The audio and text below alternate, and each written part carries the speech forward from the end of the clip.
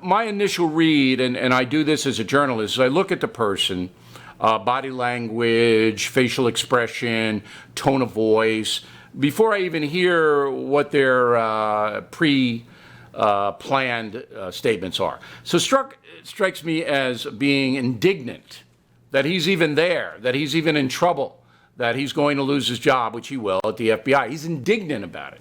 Sees himself as a patriot. Sees himself as somebody who is a defender of the republic. And now he's being criticized, and people don't like him, and they're calling him all kinds of names, and he is just furious about this. And he's arrogant, too, in the sense that he doesn't seem like he thinks he made any big mistakes here. Okay, he didn't see a lot of mea culpas from Peter Strzok.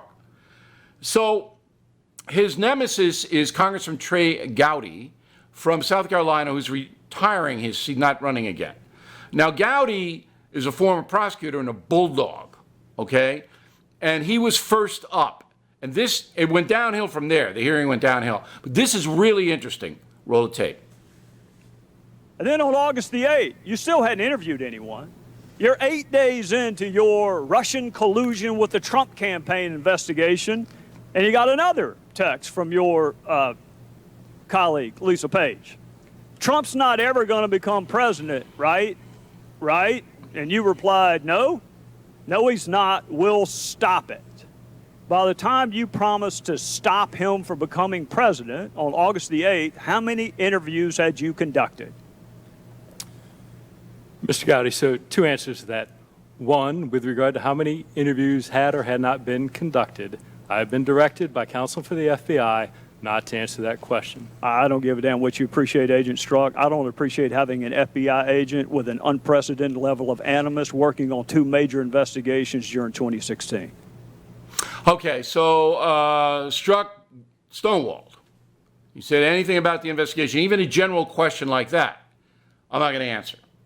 So if I'm President Trump, I fire the FBI director, the second one. He can't do it, I know, for political reasons, but the FBI has to be forthcoming with the House Oversight Committee because that's their job, to watch federal law enforcement and the American people.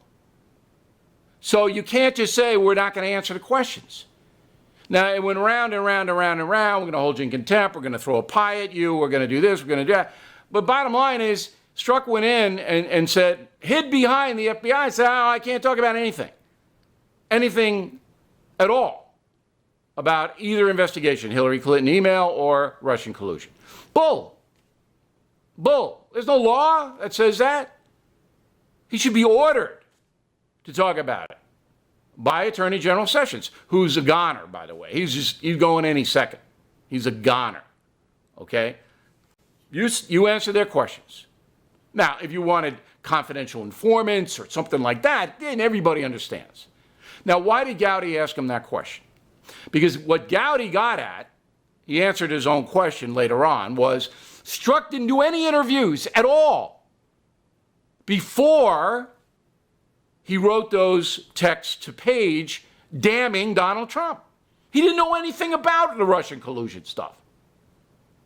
And now Strzok says, well, why are you investigating me? Russia's the problem. Russia was terrible. Well, yeah, okay. But we'd like an honest assessment of how terrible, who made them terrible, and what they do. And you, the FBI lead investigator, can't give it to us. Why? Because you were against Donald Trump, personally against him, before you even talked to anybody. That's what Gowdy got.